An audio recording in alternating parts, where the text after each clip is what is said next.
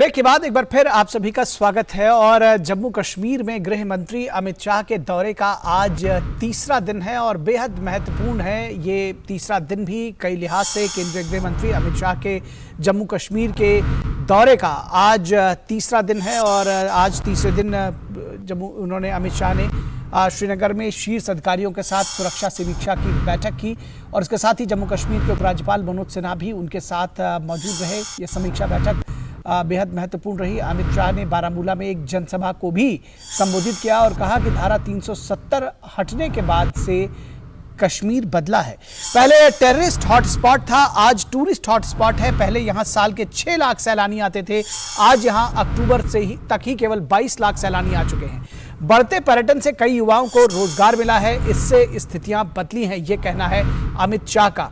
जिन्होंने यहां 70 साल तक राज किया वे मुझे पाकिस्तान से बात करने की सलाह देते हैं, यह कहना है अमित शाह का। बारामूला की जनसभा में उन्होंने कहा जिन्होंने यहां 70 साल तक राज किया वे मुझे पाकिस्तान से बात करने की सलाह देते हैं। ये अमित शाह किसकी ओर इशारा कर रहे हैं ये आप समझ सकते हैं। मेरा स्पष्ट मत है कि मैं पाकिस्तान से बात नहीं करना चाहता, मैं बारामूला कश्मीर के युवाओं से बात करना चाहता हूं, यह कहना है अमित शाह का। आज देश के सभी राज्य आगे बढ़ रहे हैं, कश्मीर को भी देश के साथ चलना है और चलना ही होगा, ये कहना है अमित शाह। और उनका कहना है कि आज देश के सभी राज्य आगे बढ़ रहे हैं, कश्मीर को भी देश के साथ आगे बढ़ना है, आगे चलना है और कश्मीर पीछे नहीं रुक सकता। बारामूला में अमित शाह ने जम्मू कश्मीर में परिवारों की सियासत पर भी जमकर हमला बोला। पहले इशारों में और फिर सीधा नाम लेकर खुलकर उन्होंने कहा कि पिछले 70 वर्षों से Mufti and company, Abdullah and sons सत्ता में थे लेकिन 1 लाख बेघरों को भी वे घर नहीं दे सके। मोदी सरकार ने 2014 से 2022 के बीच ही 1 लाख से अधिक लोगों को आवास प्रदान किए हैं, यह कहना है अमित शाह का। और गुपकार मॉडल पर भी उन्होंने जमकर हमला बोला। क्या कुछ कहा, आइए सुनते हैं। गुपकार मॉडल क्या कर रहा है? पाकिस्तानी आतंकवादियों को लाल जाजम बिठाकर यहां पर ला रहा है। मोदी मॉडल क्या कर रहा है? 56,000 करोड़ के इन्वेस्टमेंट को जमीन पर उतारकर मेरे बारामूला के युवाओं को रोजगारी देने का काम ये नरेंद्र मोदी मॉडल कर रहा है। मित्रों, युवाओं के लिए गुपकार मॉडल में क्या है?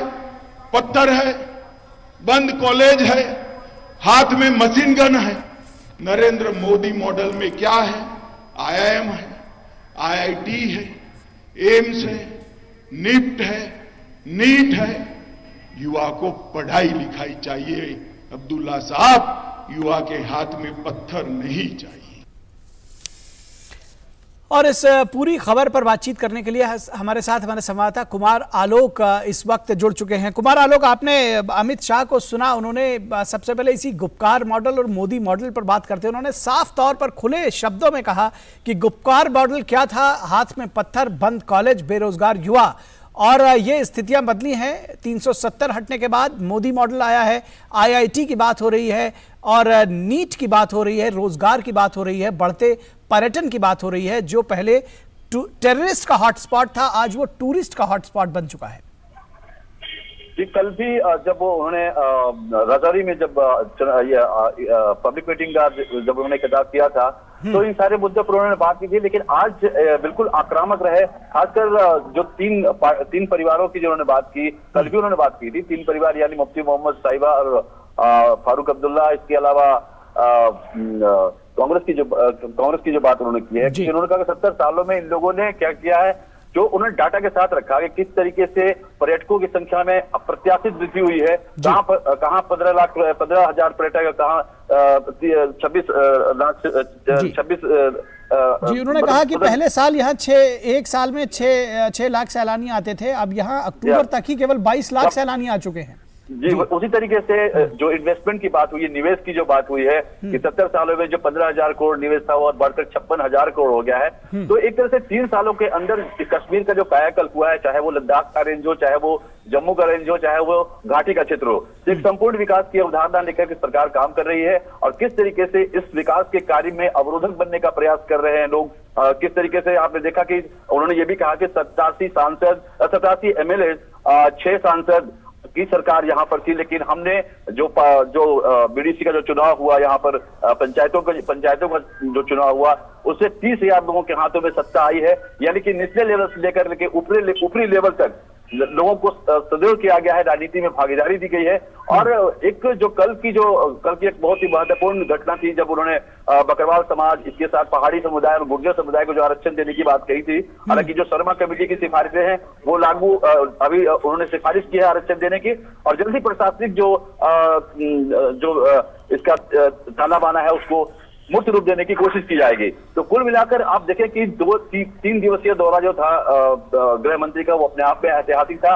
और उन्होंने एक बात और कही कि जो इस कायाकल्प को करने में कश्मीर का जो विकास हुआ है 3 सालों के अंदर, एक जो चेंजेस जिसमें आया है, उसमें प्रधानमंत्री मोदी जी के निर्देश पर या प्रधानमंत्री के आह्वान पर मनोज सिन्हा का भी उन्होंने काफी प्रशंसा की कि मनोज सिन्हा के अथक प्रयासों से कश्मीर में ये बदलाव की स्थिति आई है, और हम आगे भी बदलाव जारी रखेंगे।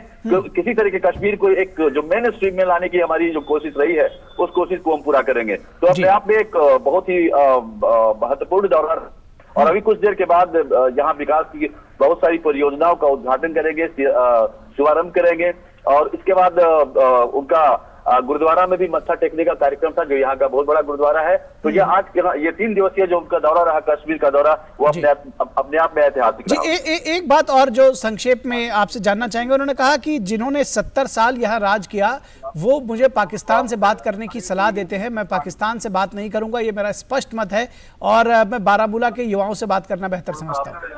बिल्कुल, उन्होंने ये भी कहा कि अगर पाकिस्तान से बात करने की जो सलाह देते हैं, वो जरा जो पाक अधिकृत कश्मीर है वहां जाकर देख ले कि वहां किस तरीके से अंधेरगर्दी है, किस तरीके से वहां गाँव में बिजली नहीं है, पर विकास का कोई ढांचा नहीं खड़ा है। और आज हमारे कश्मीर में किसी भी गांव में आप चले जाइए, वहां पर बिजली पहुंच चुकी है। तो ड्रास्टिक चेंज हुआ है, और तमाम तरह की जो बातें विपक्ष के द्वारा यहाँ पर कही जा रही है, उसको छुटलाते हुए हम विकास के पथ पर आगे बढ़ रहे हैं। हम विकास के लिए यहाँ पर कृतसंकल्प हैं, और इसमें कोई दो राय नहीं कि आने वाले दिनों में कश्मीर विश्व के नक्शे पर, चाहे वो पर्यटन का क्षेत्र हो, चाहे वो समन्वय की बात हो, चाहे वो खुशहाली की बात हो, नंबर 1 पर रहेगा। निश्चित